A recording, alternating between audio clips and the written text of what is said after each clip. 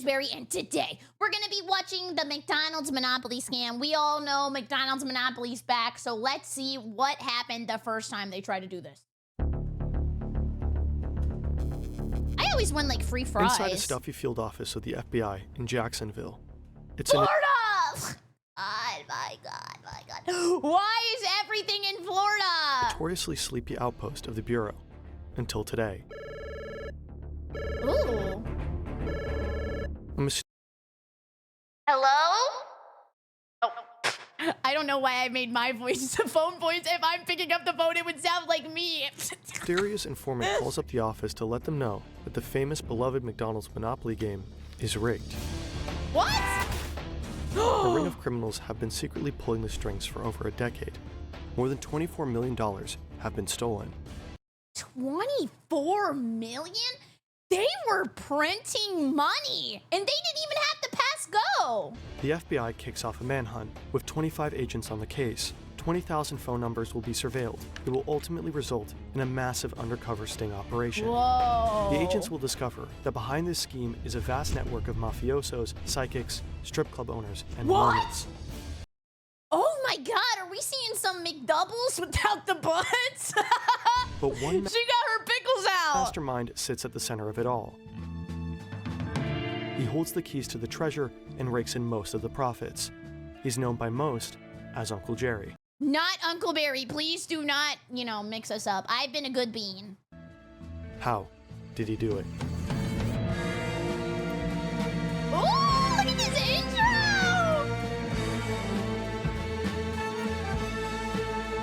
Ooh.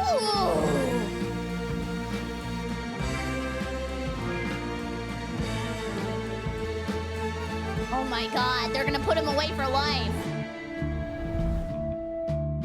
The McDonald's Monopoly scam. Let's go! It's the Monopoly game. It was fun though. Like basically for people who don't know, the Monopoly game at McDonald's was you would get items and you would like peel off and then sometimes be like, oh, you won free French fries or a free drink. And it was like Gamba. Basically, it was Genshin.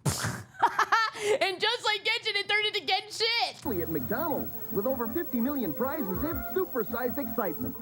Starting in 1987, McDonald's launched the Monopoly promotion and started putting little game pieces from Monopoly onto their packaging. This is Jeff Maish. Hi, Jeff. He's a crime journalist who broke the story in 2018, 17 years after the convictions. Wow. His article went viral and set off a holiday bidding war for the rights to his story. He ultimately sold them for $1 million. And I have one here. I don't collect many things from my stories, but I do have one of the original winning PSA graded game cups here.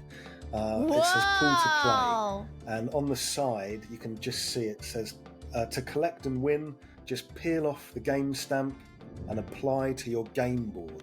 And now they're doing this again in the US.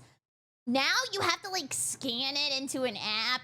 I liked it better when it was pieces of paper. When you've applied enough pieces to your game board and you've won a prize, you mail it off to McDonald's. And they send you your Sega Game Gear or a Lamborghini? Dodge Viper. Oh. I meant Dodge Viper. I was just making sure he knew what that was. McDonald's usually runs the game twice per year. The cash prizes are up to $1 million in an instant win. The chance at winning that prize is 1 in 250 million. Wow. The game brings McDonald's fat profits. Whenever the game is running, business increases by up to 40% more than usual. Wow, people love to gamba. 1 in 250 million is an extremely long shot. You're far more likely to get struck by lightning. Twice. Oh, twice? I don't know. How many people actually get struck by lightning every year? Isn't it less than people who are bitten by sharks? I mean, more? I don't know. I made that up. I'm online. But the caller on the phone with the agents in Jacksonville that day said that 3 of the recent big ticket winners were in fact related, despite having different names. Weird. What in the Alabama's going on? The odds for 3 legitimate winners to all be related are inconceivably low. Yes. The caller also claimed that one man, who they only knew by Uncle Jerry, was the mastermind behind the scheme. I don't know that the guy. FBI doesn't know this yet, but his full name is Jerome Jacobson. Oh. In a case like this, I don't know why I said, oh, like I personally know him. His real name nothing to the story for me. The FBI might have to surveil suspects to collect evidence, but what if someone collects all this information about you and they don't have a legitimate reason? Today, the internet they're is full of liars. threats. Some of them involve our most sensitive information. In fact, there is a huge shadow industry surrounding our data. So-called data brokers snatch your browsing history, your contact information, and your online transactions. This data is often bundled into shadow profiles that are then sold. You may receive Is it like Shadow Link? Like there's like regular Berry and then there's like Shadowberry, and Shadowberry goes on all the bad websites. But I would never do that because I'm Goodberry. a robocall or tailored email based on your shadow profile. In the worst case scenario, someone may try to steal your identity. Incognito helps you to remove your data from the numerous lists of data brokers. You just create your account and give Incognito the right to act on your behalf. Incognito then contacts the Tase them! If someone steals my identity, tase, and into the pit! data brokers and request the removal of your sensitive information.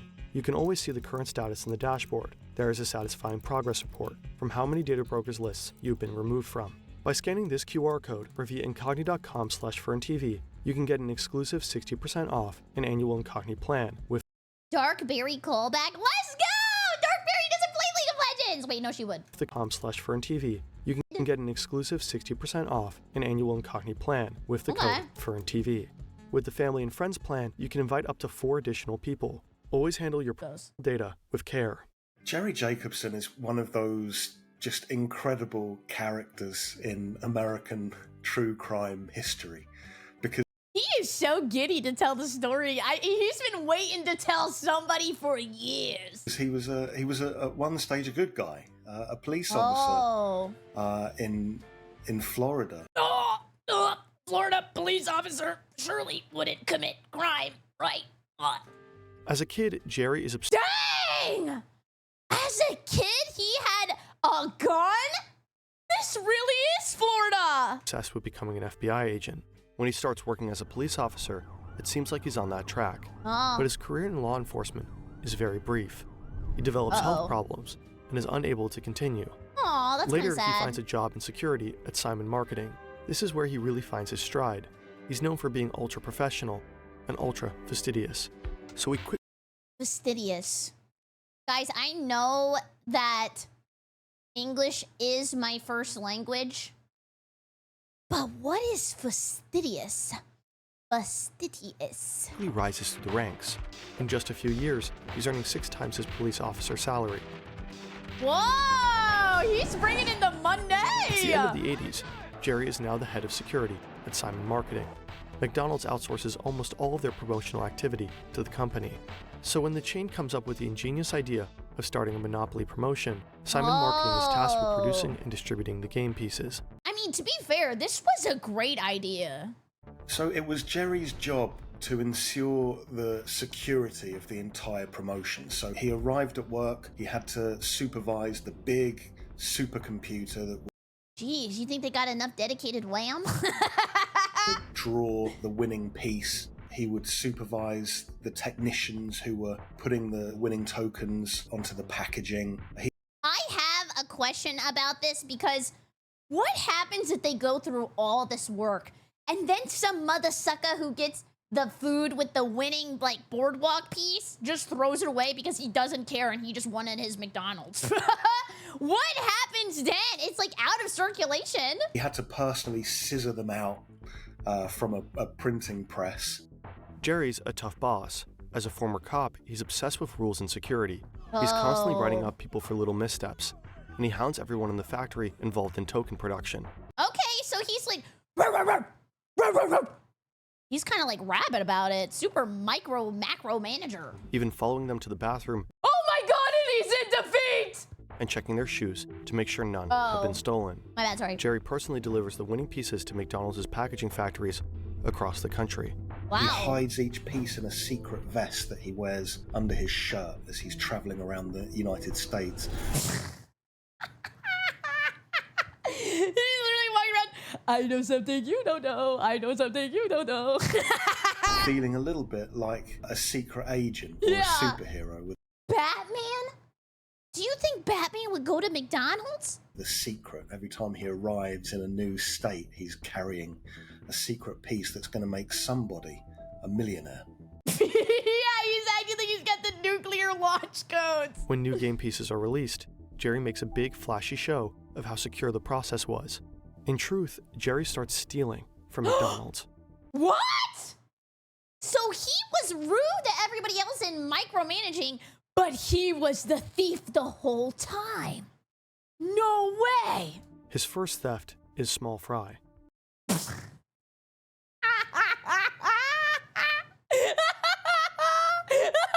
Well, I mean, you can't start with the big ones, that makes sense. At this point, he only wants to help his stepbrother Marvin Braun out, and maybe show off a bit to prove that he can. Okay. So in 1989, he gives Marvin a game piece worth $25,000. What? Marvin is the first fake winner. Pretty much a victimless crime, right? No, McDonald's that was supposed to be my $25,000. That was not victimless. is giving away the money anyway. And it's not like the chain is some noble charity. The game earns them considerable profits. Plus, Jerry later testifies that whenever the computer selected a Canadian factory to get a winning token, Simon Marketing would allegedly run the program again so that a US location was chosen.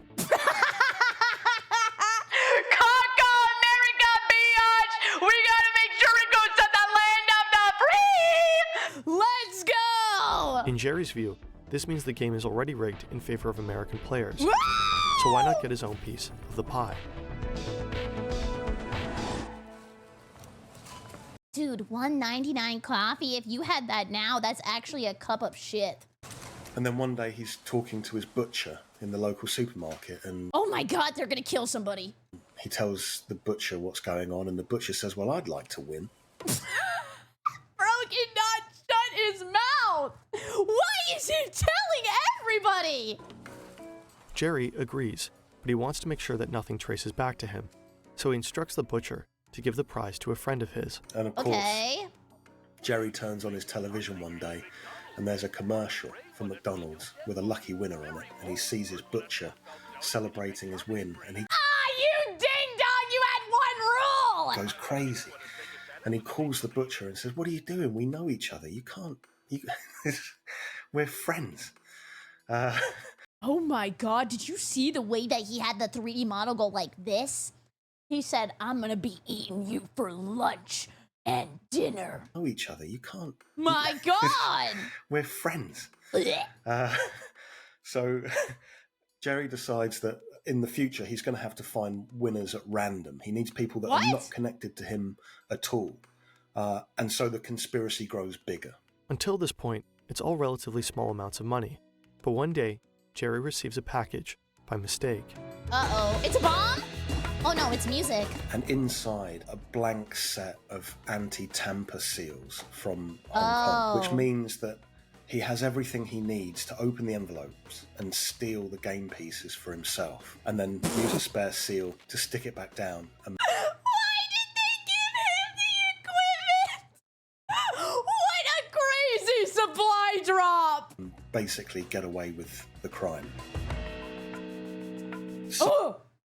That was unsettling. Simon Marketing, the company that Jerry works for, hires an independent auditor to make sure everything's going okay. Remember, Okay. this is a multi-million-dollar promotion. They have to be all buttoned up. The auditor is a very serious woman. She means business. Ruthless businesswoman. And I'm not buying your cookies. She accompanies Jerry everywhere, and Jerry's always getting on her nerves. She's a hater. When he wants to fly first class on the company card, she insists on sitting in coach. He's getting drunk and bragging to her about it, showing off the empty liquor bottles. Jeez. He's shutting up whoever will listen, bragging about once having been a cop. He's also obsessed with accumulating airline points, so he's flying to factories in random cities just because. Who tries to get a high score in this? That is the last place I would want to be, is on a flight. And the whole time she has to follow him. She's watching Uncle Jerry like a hawk. Her job is to make sure that when Dracula. Jerry hands the winning ticket over to a factory, that everything goes as it should, that the tickets always stay in his special security vest. He ate it? How is he gonna get it out if it's in his tummy? Hey man, you want the winning ticket? Give me like 6 more hours. I just had lunch. And they do, up to a point. The point where she can't follow him. Oh my god, he is gonna shit it out! In the men's bathroom, Jerry quits procrastinating. With a few quick, deliberate movements, he takes the envelopes with winning pieces out of his vest, opens the seal, and replaces them with regular game pieces. He seals the envelope back down with one of his special anti-tamper seals, he got sent from Hong Kong, and slinks back to his seat like nothing ever happened. The auditor has no idea. Dang, right under her If the plastic anti-tamper nose. seals had not been accidentally mailed to him, and the auditor assigned to him hadn't been female, maybe no. I know he means because she can't go to the bathroom, but the way he said None of this would have happened.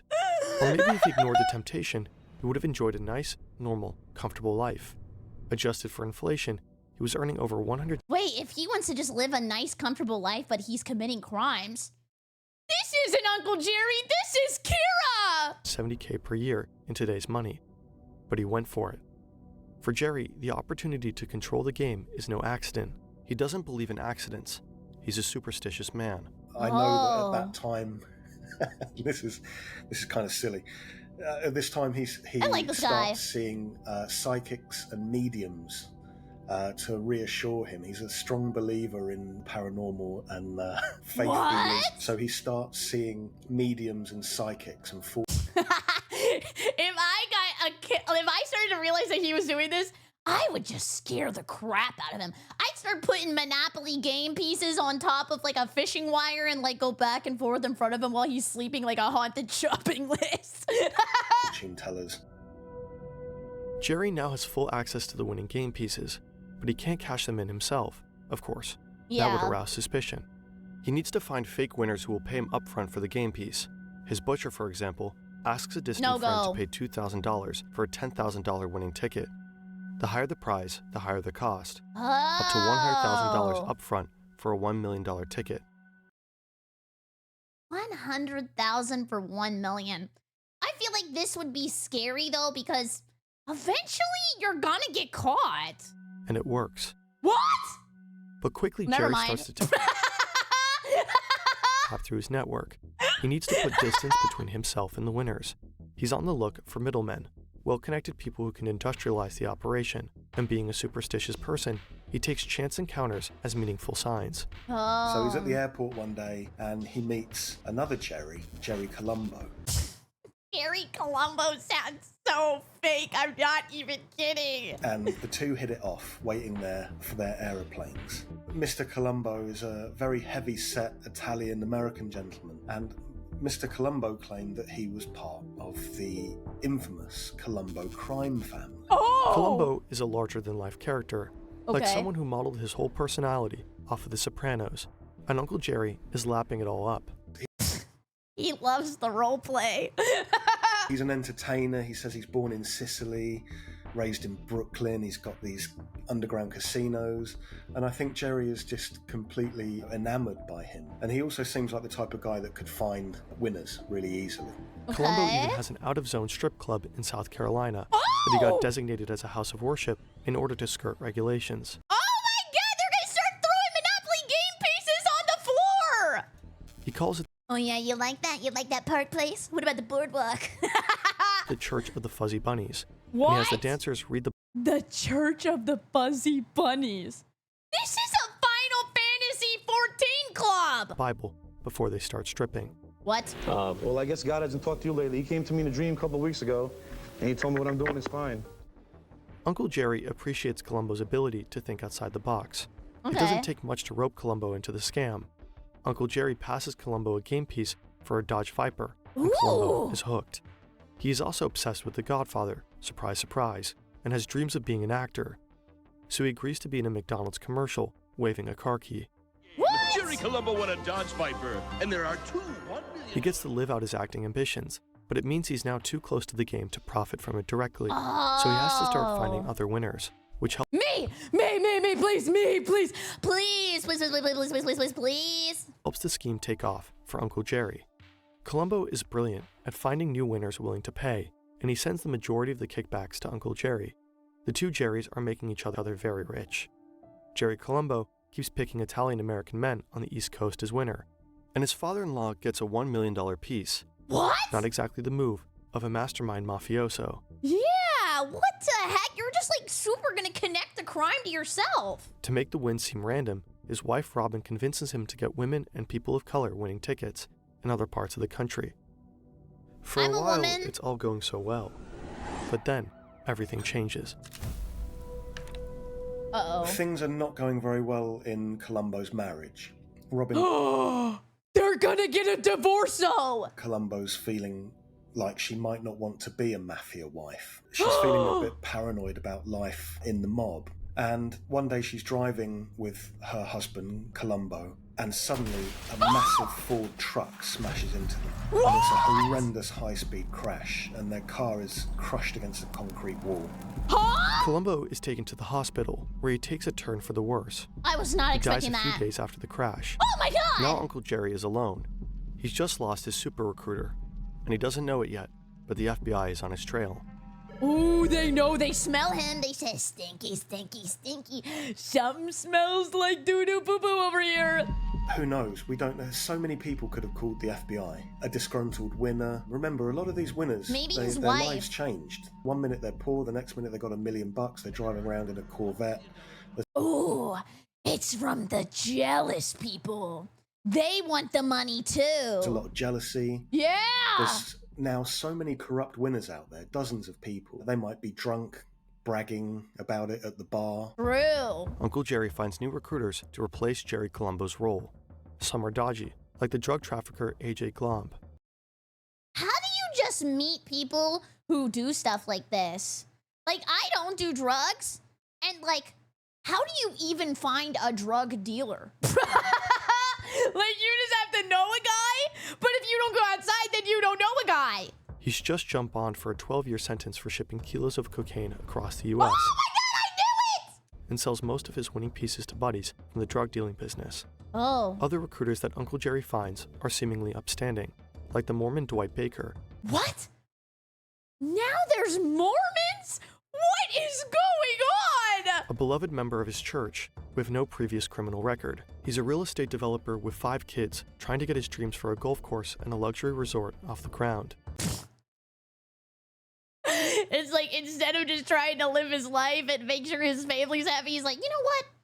I've been really wanting that golf course. And then after that, you know, we might start building a water park.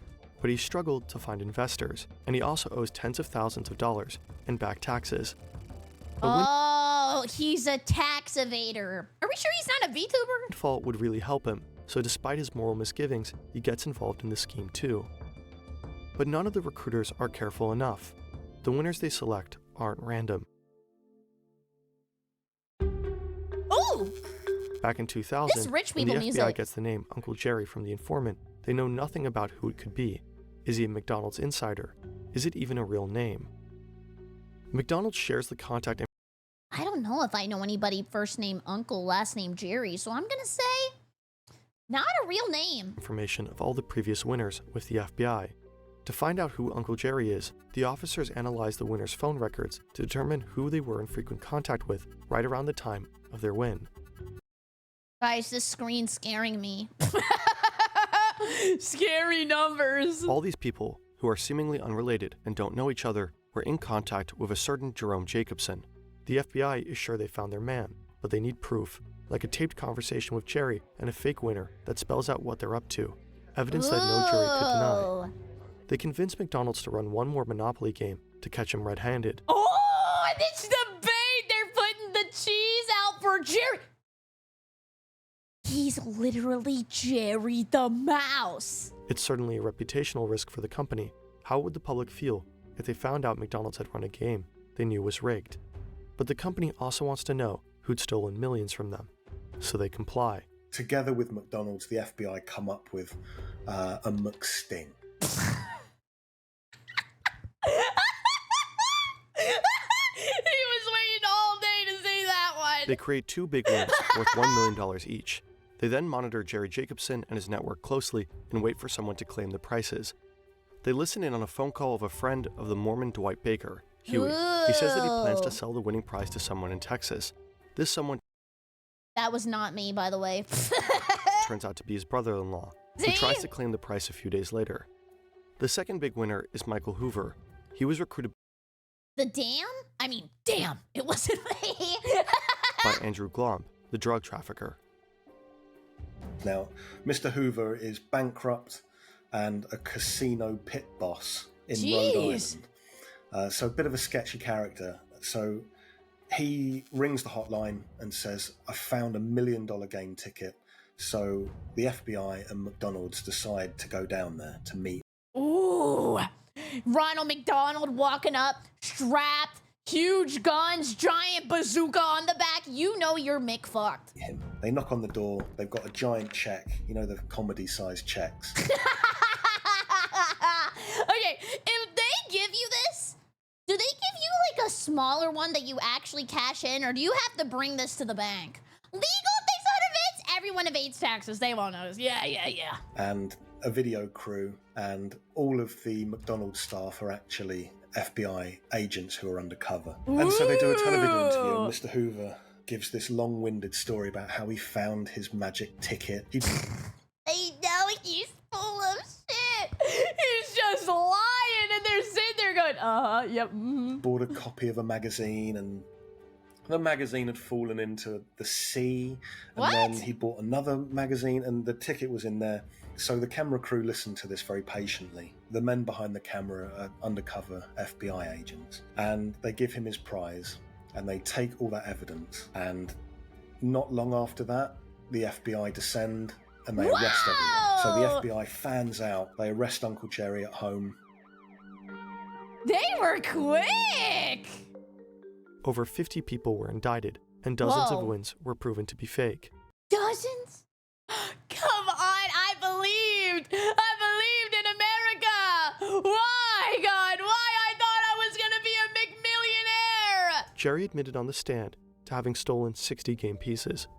And for a while, America followed the consequences intensely. So many millions had played the McDonald's game. Yeah, me! So people were invested in the story. Please, why? Burger King tried to get a class action lawsuit together, alleging fake advertisement. Biggest McDonald's op!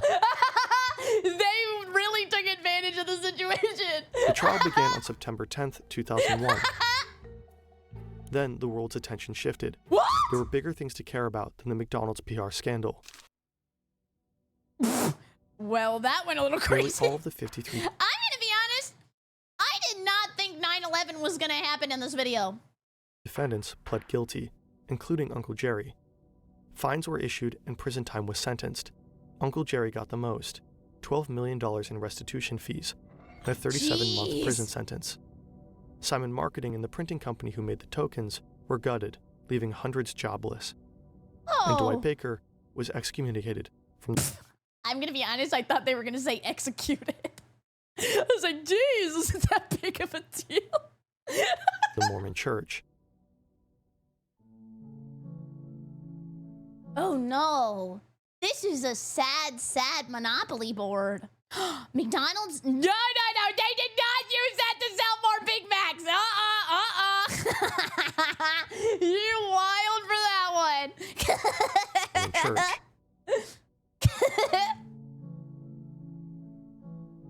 The game of Monopoly was invented in the 1930s.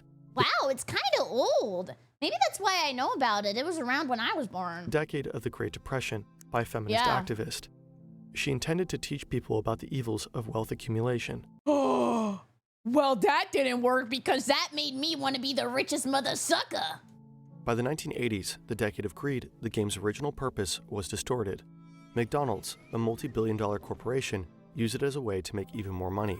Jeez. Then that game was overtaken by an ex-cop called Uncle Jerry. See, this is like, you know, Walt Disney World. I said it like that.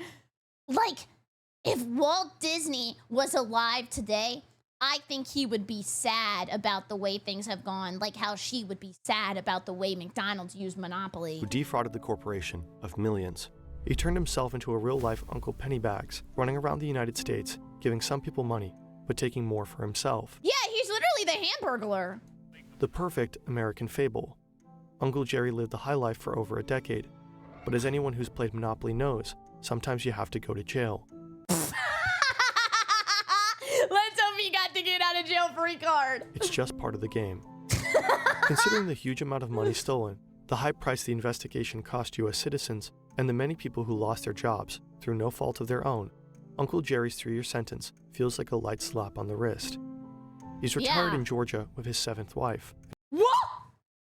Was he collecting game pieces or women? In a nice big house.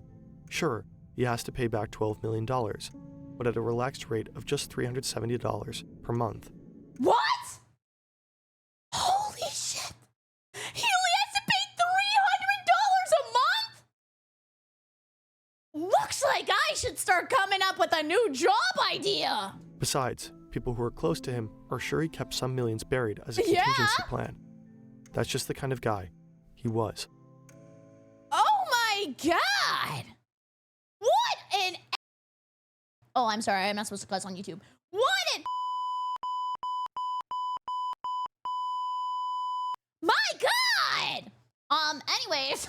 Thank you so much for watching. I super appreciate it. I hope you have a great evening. If you're new here, be sure to subscribe and like, helps me out. And then maybe leave a comment of if you ever played the McDonald's Monopoly. I would like to know. Anyways, have a great evening. Goodbye, YouTube. Goodbye, goodbye, goodbye. That was interesting.